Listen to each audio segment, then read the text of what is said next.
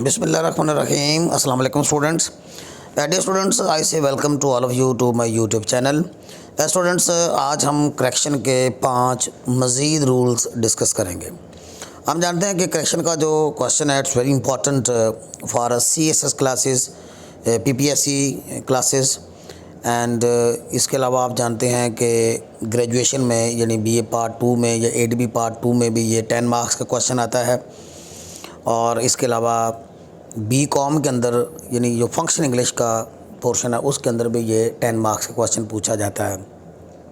इसके अलावा FSC और बहुत से कम्पिटिटिव एग्जामिनेशंस जो हैं, जितने भी एग्ज़ाम्स होते हैं उन तमाम में तकरीबन क्वेश्चंस ये जो करेक्शन का है ये आमतौर पे पुट किया जाता है मुख्तलिफ एंगल से।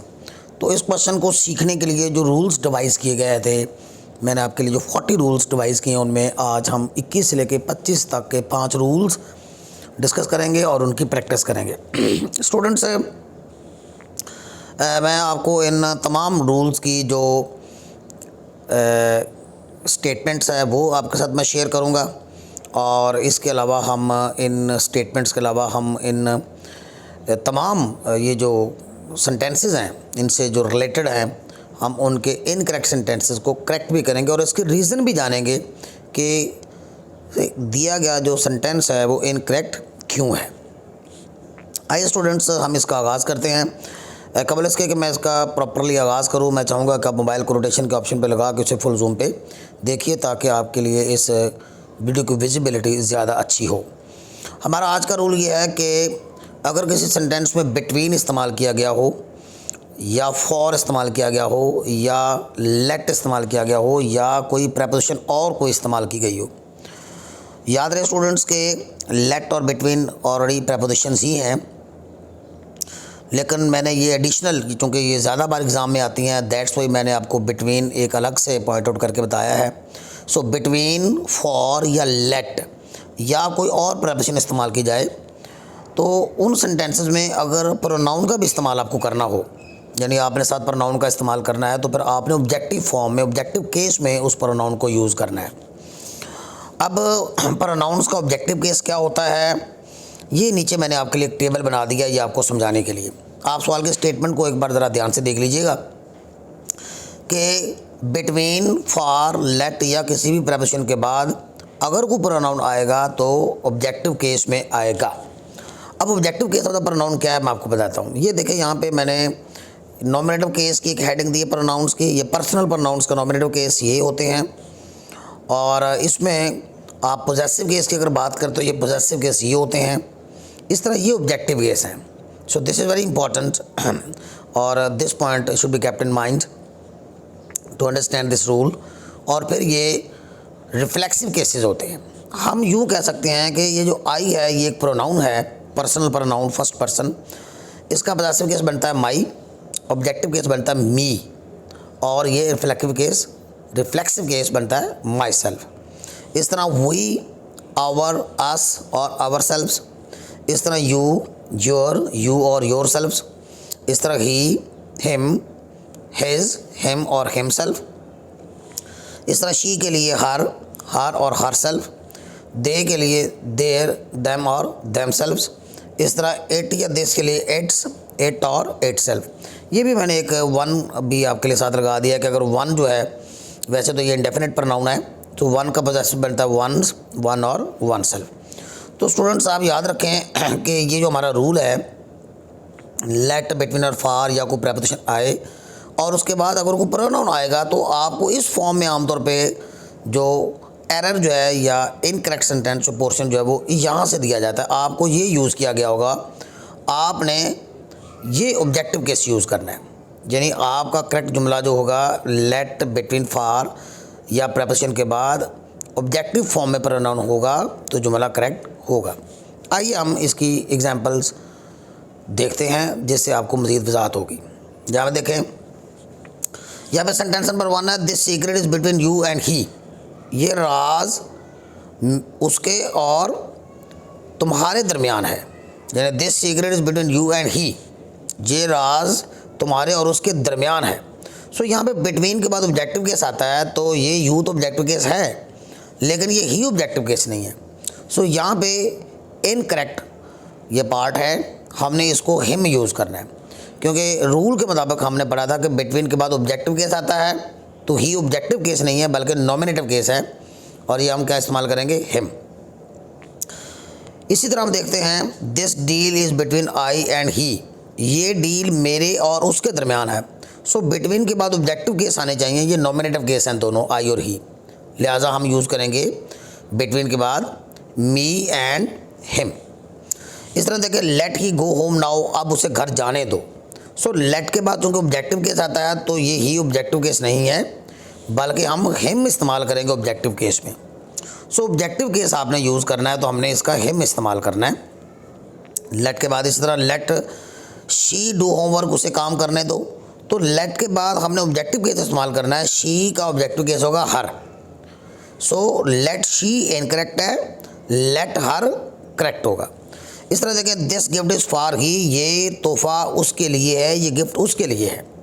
तो हम फॉर, और फॉर एक प्रेपोजिशन है, प्रेपोजिशन के बाद अगर कोई प्रोनाउन आएगा तो वो कौन से केस में आएगा, ऑब्जेक्टिव केस में आएगा, तो हम इसको ऑब्जेक्टिव फॉर्म में लगाएंगे। ही नॉमिनेटिव केस होता है, लिहाजा हम हिम इस्तेमाल करेंगे। इस तरह स्टूडेंट्स अब हम रूल नंबर 22 को देखते हैं। ये रूल नंबर 22 आपके सामने मैंने ओपन किया है। पहले मैं इसकी स्टेटमेंट आपके साथ डिस्कस करता हूँ, फिर अब मैं एग्जाम्पल्स के ज़रिए इसकी एलेबोरेशन और एक्सप्लेनेशन देखते हैं। यहाँ पे देखिए किसी फिक्रे के पहले हिस्से में रिलेटिव प्रोनाउन इस्तेमाल हो। वैसे तो रिलेटिव प्रोनाउन 7-8 होते हैं, लेकिन यहाँ पे इस रूल के लिए आपको ये 2 बड़े रिलेटिव प्रोनाउंस रिक्वायर्ड हैं, और इन 2 में से भी ख़ास तौर पे आपने हु को ज़हन में रखना है। हु का माना जो और विच का माना जो होता है, तो ये रिलेटिव प्रोनाउंस कहलाते हैं। तो याद रहे स्टूडेंट्स कि अगर फिक्रे के पहले हिस्से में रिलेटिव प्रोनाउन हु या विच इस्तेमाल किया गया हो तो सेंटेंस के दूसरे हिस्से में फिर आपको पर्सनल प्रोनाउन इस्तेमाल करने की ज़रूरत नहीं है, जैसा कि आपने ही या शी या दे जो है उसी नाउन के लिए दोबारा इस्तेमाल नहीं करना। यूँ ये रेपिटेशन हो जाती है, आपने इस रेपिटेशन से बचना है। यानी सेंटेंस के पहले हिस्से में अगर आपके लिए हु या विच इस्तेमाल किया गया तो आगे आपने ही या शी या दे इस्तेमाल नहीं करना। इस पॉइंट की वजाहत हम कुछ एग्जांपल्स के ज़रिए देखते हैं। ये देखें the girl who stood first, वो लड़की जो अव्वल आई, पहली पोजीशन जिसने हासिल की। शी इज़ माई स्टूडेंट, वो मेरी स्टूडेंट है। तो यहाँ पे देखें इस गर्ल के लिए हु इस्तेमाल हो गया है। हु जो है ये एक रिलेटिव प्रोनाउन है।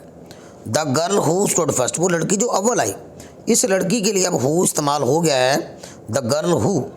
लिहाजा हम इसी गर्ल के लिए अब ये जो शी है ये इस्तेमाल नहीं करेंगे, यानी रिलेटिव प्रोनाउन इस्तेमाल होने की वजह से ये पर्सनल प्रोनाउन शी दोबारा इस्तेमाल नहीं होगा।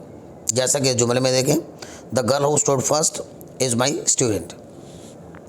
दूसरा जुमला देखें the boy who stole my mobile, वो लड़का जिसने मेरा मोबाइल चुराया। ही इज़ योर सर्वेंट, वो तुम्हारा नौकर है। अब इस बॉय के लिए हु इस्तेमाल हो गया है, यानी हम कह सकते हैं कि रिलेटिव प्रोनाउन इस्तेमाल हो गया है, तो अब इसी बॉय के लिए आगे ही इस्तेमाल करने की ज़रूरत नहीं है। नंबर 3 पे देखें दो स्टूडेंट्स, वो तालिब इल्म who do not work hard, जो मेहनत नहीं करते, दे फेल, वो फेल हो जाते। अब जहाँ पे देखें इन स्टूडेंट्स के लिए हु का इस्तेमाल कर लिया गया है, हु यूज़ हो गया है किसके लिए, स्टूडेंट्स के लिए। सो दैट्स वाई हम इसी स्टूडेंट्स के नहीं स्टूडेंट्स के लिए आगे पर्सनल प्रोनाउन दे इस्तेमाल नहीं करेंगे। आप ये करेक्ट पोर्शन में देख सकते हैं। नेक्स्ट देखें दो स्टूडेंट्स हु विल नॉट पे फीस, वो तालिब इल्म जो फीस पे नहीं करेंगे, दे विल बी फाइंड, उन्हें जुर्माना किया जाएगा। सो यहाँ पे हम देखते हैं कि हु जो है इन स्टूडेंट्स के लिए यूज़ हुआ है, तो अब आगे हमें दे लगाने की ज़रूरत नहीं है। वेरी सिंपल सी बात है कि सेंटेंस के पहले पोर्शन में रिलेटिव प्रोनाउन इस्तेमाल होगा तो फिर दूसरे हिस्से में आपने पर्सनल प्रोनाउन इस्तेमाल नहीं करना। आइए स्टूडेंट्स हम रूल नंबर 23 को देखते हैं। रूल नंबर 3 को समझने के लिए आपको नाउन और नाउन की काइंड्स का पता होना चाहिए। नाउन क्या है और नाउन की काइंड्स क्या हैं, इसके ऊपर मैंने एक अलग से वीडियो अपलोड की हुई है, आप वहाँ से इस वीडियो को देख सकते हैं। तो एब्स्ट्रैक्ट नाउन जो है one of the 5 kinds of noun, ये नाउन की 5 किस्मों में से एक 5वीं किस्म है एब्स्ट्रैक्ट नाउन जिसे कहते हैं। इसमें कैफियत और इसमें ख़यालात इसको कहते हैं, ये फीलिंग्स को, ख़यालात को, आइडियाज़ को ये ज़ाहिर करता है। एब्स्ट्रैक्ट नाउन ये इनटेंजिबल नाउन्स होते हैं जो नज़र नहीं आते, ना इनका कलर होता है, ना कोई साइज़, ना कोई रंग, ना हजम, बल्कि ये सिर्फ आइडियाज़ होते हैं, कैफियत होती हैं। अब यहाँ पे स्टूडेंट्स हम देखते हैं कि एब्स्ट्रैक्ट नाउन से पहले दा इस्तेमाल नहीं होता। This is very very important. ये आर्टिकल का इस्तेमाल है और एक वीडियो मैंने आर्टिकल्स के इस्तेमाल की भी डाली है। यहाँ पे दा इस्तेमाल नहीं होता और यहाँ दा इस्तेमाल होता है, वहाँ से भी आप इस्तेफादा कर सकते हैं। मज़ीद एब्स्ट्रैक्ट नाउन से पहले दा इस्तेमाल नहीं होता, ताहम अगर किसी एब्स्ट्रैक्ट नाउन को मखसूस किया गया हो, दिस इज़ वेरी इंपॉर्टेंट। मैं आपको बताता हूँ कि जब हम किसी एब्स्ट्रैक्ट नाउन को पार्टिकुलराइज़ कर लेंगे, उसको स्पेसिफाइड कर लेंगे, उसको पार्टिकुलराइज़ करेंगे, मखसूस करेंगे, तो फिर दा आ सकता है। दर्ज झेल में कुछ एब्स्ट्रैक्ट नाउन्स दिए गए हैं। अब स्टूडेंट्स, चूँकि ये जो रूल है ये एब्स्ट्रैक्ट नाउन से मुतल्लक है कि एब्स्ट्रैक्ट नाउन से पहले दा इस्तेमाल नहीं होता, सो दैट्स वाई पहले तो हमें एब्स्ट्रैक्ट नाउन का क्लियर कट आइडिया होना चाहिए कि एब्स्ट्रैक्ट नाउन्स होते क्या हैं। यहाँ पे मैंने एक टेबल बनाया है, उसके लिए उस पर मैंने आपके लिए एब्स्ट्रैक्ट नाउन जो है वो कुछ डिस्कस किए हैं। आप इन वर्ड्स को देख सकते हैं, ये सारे एब्स्ट्रैक्ट नाउन्स हैं। जैसे जस्टिस का माना इंसाफ होता है, डिसऑनेस्टी का माना बेईमानी होता है, ऑनेस्टी का माना ईमानदारी होता है, ब्यूटी हुस्न को कहते हैं, खूबसूरती को, एनवी हसद को कहते हैं, काइंडनेस मेहरबानी को कहते हैं, जेलसी हसद को कहते हैं, क्लेवरस चालाकी को कहते हैं, पॉलिसी और इस तरह ह्यूमैनिटी इंसानियत को कहते हैं। अब ये जितने भी वर्ड्स हैं ये सारे एब्स्ट्रैक्ट नाउन्स हैं, ये सारे वर्ड्स के एब्स्ट्रैक्ट नाउन्स हैं। इस तरह ये हज़ारों वर्ड्स हैं जो एब्स्ट्रैक्ट नाउन्स होते हैं, जो कि इसमें कैफियत को ज़ाहिर करते हैं। ये जितने भी नाउन की काइंड्स के एब्स्ट्रैक्ट नाउन्स हैं, इन तमाम के साथ आपने दा इस्तेमाल नहीं करना। ये हमारा रूल है कि एब्स्ट्रैक्ट नाउन से पहले दा इस्तेमाल नहीं होता। आइए हम इसके करेक्ट और इनकरेक्ट सेंटेंसेस को देखते हैं। यहाँ पे देखिए, the envy is an evil passion. ये CSS के एग्ज़ाम में, PPSC के एग्ज़ाम में, BA के एग्ज़ाम में, BCom के एग्ज़ाम में ये सारे सेंटेंसेस 20 बार पूछे गए हैं। सो दैट्स वाई मैंने आपके लिए वही एग्जाम्पल चूज़ की हैं। The envy is an evil passion. हसद एक बुरा जज्बा होता है। अब एनवी एक एब्स्ट्रैक्ट नाउन है, एब्स्ट्रैक्ट नाउन से पहले दा इस्तेमाल नहीं होगा। नंबर 2 देखें, the health is wealth. The health is wealth. अब हेल्थ जो है ये एक एब्स्ट्रैक्ट नाउन है, तो हेल्थ से पहले दा इस्तेमाल नहीं होगा। The beauty is a source of Joy. हुस्न खुशी का, लज्जत का ज़रिया होता है, लिहाजा ब्यूटी से पहले हम दा इस्तेमाल नहीं करेंगे क्योंकि ब्यूटी एक एब्स्ट्रैक्ट नाउन है। इस तरह देखें, we should serve the humanity. हमें इंसानियत की खिदमत करनी चाहिए। ये CSS के एग्ज़ाम में और ADB पार्ट 2 या BA पार्ट 2 के एग्ज़ाम में कई बार ये सेंटेंस पूछा गया है। लिहाजा ह्यूमैनिटी से पहले हमने दा इस्तेमाल नहीं करना, क्योंकि ह्यूमैनिटी जो है ये एक एब्स्ट्रैक्ट नाउन है। इसी तरह हम देखते हैं, the honesty is the best policy. ईमानदारी बेहतरीन हिकमत अमली होती है। ऑनेस्टी से पहले, चूँकि ऑनेस्टी जो है ये एक एब्स्ट्रैक्ट नाउन है और एब्स्ट्रैक्ट नाउन से पहले दा इस्तेमाल नहीं होता। अब ये एक आखिरी एग्जांपल मैंने आपके नॉलेज के लिए आपको बताई है कि अगर किसी एब्स्ट्रैक्ट नाउन को पार्टिकुलराइज़ किया जाए, मखसूस किया जाए, किसी से जोड़ा जाए, तो उस सूरत में हम दा का इस्तेमाल कर सकते हैं एब्स्ट्रैक्ट नाउन से पहले। जैसा कि देखें, जस्टिस ऑफ हज़रत उमर। हज़रत उमर का इंसाफ वास फेमस, मशहूर था। हज़रत उमर का इंसाफ मशहूर था।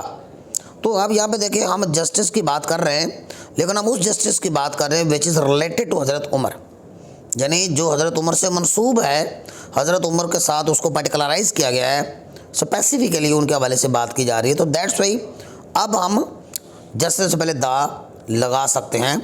अगर इसको जनरलाइज सेंस में हम लेते जस्टिस इंसाफ को, तो हमने दा इस्तेमाल नहीं करना था, लेकिन चूँकि ये किसी के साथ मंसूब किया गया है, सो दैट्स वाई अब हम दा इस्तेमाल करेंगे। इसी तरह स्टूडेंट्स, रूल नंबर 24 भी है। ये भी नाउन की ही एक काइंड है, उससे मुतल्लक है। मटीरियल नाउन, इसमें मादा को कहते हैं मटीरियल नाउन, नाउन की किस्म है। मटीरियल नाउन से पहले भी दा इस्तेमाल नहीं होता, और लेकिन अगर मटीरियल नाउन को मखसूस किया जाए, पार्टिकुलराइज़ किया जाए, तो उससे पहले दा इस्तेमाल किया जाता है। जैसे ऊपर वाली एब्स्ट्रैक्ट नाउन की स्टेटमेंट थी, वैसी ही ये मटीरियल नाउन की स्टेटमेंट है। जेल में कुछ स्टूडेंट्स को बाज़ औक़ात मटीरियल नाउन का मालूम नहीं होता, तो दैट्स वाई मैंने थोड़ा सा आइडिया देने के लिए आपके लिए इस टेबल में कुछ मटीरियल नाउन्स जो हैं वो डाले हैं। मैं आपको बता दूं कि मटीरियल नाउन्स ऐसे मैटर्स और ऐसे सब्सटेंस होते हैं जिनसे आगे मज़ीद चीज़ें बनती हैं। ये जितने भी वर्ड्स मैंने लिखे हैं ये सारे मटीरियल नाउन हैं, क्योंकि ये ऐसे सब्सटेंस हैं या ऐसी धातें हैं या ऐसा ये मैटर यानी मटीरियल हैं जिनसे आगे फर्दर चीज़ें बनती हैं। So that's why they come under the heading of material noun. ये मटेरियल नाउन की हेडिंग के तहत आते हैं। अब जैसे वाटर पानी है, साल्ट नमक है, वुड लकड़ी है, प्लास्टिक है, मिल्क है, हनी शहद को कहते हैं, वीट गंदम है, कॉटन है, गोल्ड है एक धात है, फ्लोर आटा है, आयरन लोहा है, शुगर है, सिल्वर है, राइस है। सो ऑल दीज यानी all the words which are there in this table are material nouns. ये सारे मटीरियल नाउन हैं। सो जितने भी मटीरियल नाउन्स होते हैं उनसे पहले दा इस्तेमाल नहीं होता, जैसा कि हम यहाँ पे देखते हैं। The honey is made by बीज। शहद की मक्खियों से बनता है या शहद की मक्खियाँ शहद बनाती हैं। अब यहाँ पे देखिए हनी एक मटीरियल नाउन है और मटीरियल नाउन से पहले दा जो है वो क्या होगा, इनकरेक्ट होगा। ये देख सकते हैं हनी इज़ मेड बाई बीज। नंबर 2 पे देखेंगे the gold is a precious metal. सोना एक कीमती धात है। So gold is a material noun और मटीरियल नाउन से पहले दा इस्तेमाल नहीं होता। नंबर 3 पे देखें, लेकिन यहाँ पे देखें नंबर 3 पे मैंने यूँ किया है कि मैंने ऑफ लगा के इसको पर्टिकुलराइज किया इस गोल्ड को। यहाँ पे गोल्ड इन जनरल बात हो रहा था, दैट्स वे दा इस्तेमाल नहीं होगा।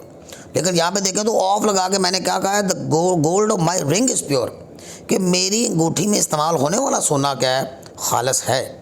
तो यहाँ पे ऑफ लगने की वजह से ये गोल्ड पर्टिकुलराइज हो गया है जो कि इस रिंग से रिलेटेड है, दैट्स वाई अब हम दा इस्तेमाल कर सकते हैं। This is very important point. Next देखिए, the iron is found in many countries. लोहा बहुत से मुल्कों में पाया जाता है। अब आयरन जो है ये एक मटीरियल नाउन है और मटीरियल नाउन से पहले दा इस्तेमाल नहीं होगा। नंबर 5 पे देखें तो milk is the best food. Milk जो है वो बेहतरीन ग़िज़ा है, परफेक्ट फूड होती है। तो मिल्क से पहले हम दा इस्तेमाल नहीं करेंगे क्योंकि मिल्क जो है ये क्या है, एक मटीरियल नाउन है और मटीरियल नाउन से पहले दा इस्तेमाल नहीं होता। आइए स्टूडेंट्स, अब हम आज का रूल नंबर 25 जो है वो डिस्कस करते हैं। रूल नंबर 5 के अंदर मैंने कुछ इस बॉक्स के अंदर कुछ वर्ड्स लिखे हैं, कुछ वर्ब्स लिखी हैं। ये वर्ब्स जो हैं ये हवासे खमसा से मुतल्लक़ है, याद कीजिए, याद रखिएगा। और इनको एक नाम दे देगा सेंसरी वर्ब्स, कि ये वर्ब्स जो हमारे हवासे खमसा यानी वो 5 सेंसेस होती हैं, ये इनका तल्लुक़ उन वर्ब से है, यानी इन वर्ब का तल्लुक़ उन 5 सेंसेस है। तो इससे रिलेटेड एक रूल है जो मैं आपको बाद में एक्सप्लेन करता हूँ। पहले आप इनको देख लीजिए। टेस्ट का माना जायका देना होता है, चखना होता है। इस तरह फील का माना महसूस करना, ये लमस यानी महसूस करना, छूने से रिलेटेड है। स्मेल का माना सूंघना, यानी ये हमारी नाक के हिस्से से मुतल्लक़ है। इस तरह सीम, अपीयर और लुक जो है ये हमारी बेनाई से मुतल्लक़ है, देखने से मुतल्लक़ है। सो ये जितने भी वर्ड्स हैं, टेस्ट है, फील है, स्मेल है, सीम है, अपीयर है, लुक है, these are the verbs which are related to our 5 senses. अब इनसे रिलेटेड रूल क्या है, यानी मुतअद्दिद वर्ब्स का ताल्लुक़ हवासे खमसा यानी 5 सेंसेस से होता है, लिहाजा इनके बाद हमने एडवर्ब इस्तेमाल नहीं करना बल्कि एडजेक्टिव इस्तेमाल करना है। This is very important. आइए अब हम इसकी एग्जांपल्स देखते हैं। यहाँ पे देखें पहली एग्जांपल को मैं आपके लिए थोड़ा सा बोल्ड कर लूँ। यहाँ पे देखें, द ग्रेप्स टेस्ट सोरली। अंगूर खट्टा जायका देते हैं। टेस्ट का माना जायका देना होता है। अब टेस्ट एक हवासे खमसा से रिलेटेड वर्ब है, सेंसरी वर्ब है। सो दैट्स वाई हम इसके बाद एडवर्ब इस्तेमाल नहीं करेंगे। याद रहे स्टूडेंट्स कि ये जो सोर का माना खट्टा है ये एडजेक्टिव होता है और जब हम साथ एल वाई लगा देते हैं तो ये एडवर्ब ऑफ मैनर बन जाता है। तो आपने एडवर्ब ऑफ मैनर इस्तेमाल नहीं करना बल्कि खाली एडजेक्टिव इस्तेमाल करना है। सो ये जो एल वाई है ये हटा दिया जाएगा। द ग्रेप्स टेस्ट सोर, तो सोर करेक्ट होगा, सोरली इनकरेक्ट होगा। इस तरह देखें, ही फेल्ट हैप्पीली यस्टरडे, वो कल खुशी महसूस कर रहा था, कल खुश महसूस कर रहा था। तो फेल्ट एक ऐसी वर्ब है जो हवासे खमसा से मुतल्लक़ है, हमारी 5 सेंसेस से मुतल्लक़ है। सो दैट्स वाई हम इसके बाद एडवर्ब इस्तेमाल नहीं करेंगे बल्कि खाली एडजेक्टिव इस्तेमाल करेंगे, हैप्पी। नंबर 3 पे देखें, द रॉटन मैंगोज स्मेल बैडली। गंदे आम जो है वो स्मेल बैडली यानी बुरी स्मेल देते हैं। यहाँ पे देखेंगे स्मेल एक हवासे खमसा यानी 5 सेंसेस से रिलेटेड एक वर्ब है। इसके बाद एडवर्ब इस्तेमाल नहीं होता बल्कि एडजेक्टिव इस्तेमाल होता है, लिहाजा हम स्मेल बैड कहेंगे, हम एल वाई हटा देंगे। नंबर 4 पे देखें, ये जुमला 20 बार कई बार मुख्तलिफ एग्जाम्स में पूछा जा चुका है। फ्लावर स्मेल स्वीटली, फूल खुशगवार स्मेल देते हैं। तो यहाँ पे स्मेल जो है 5 सेंसेस से रिलेटेड एक वर्ब है, लिहाजा हम एडवर्ब इस्तेमाल नहीं करेंगे बल्कि हम खाली एडजेक्टिव इस्तेमाल करेंगे, लिहाजा हम एल वाई हटा देंगे। तो स्टूडेंट्स ये थे हमारे आज के 5 रूल्स जो कि मैंने एक्सप्लेन किया आपके साथ। नीचे डिस्क्रिप्शन में आपको इसकी प्रैक्टिस जो है वो फराहम कर दी जाएगी। आप वहाँ से उस प्रैक्टिस पेज को डाउनलोड कर सकते हैं, आप उसकी प्रैक्टिस कर सकते हैं और इन रूल्स के स्टेटमेंट्स को आप अच्छी तरह याद कीजिए। ये रूल्स जो हैं फिर आपके लिए बहुत यूज़फुल होंगे और आपके लिए इम्तिहान में काफ़ी हेल्पफुल मटीरियल साबित होगा। Okay dear students, till next video, अल्लाह हाफिज़।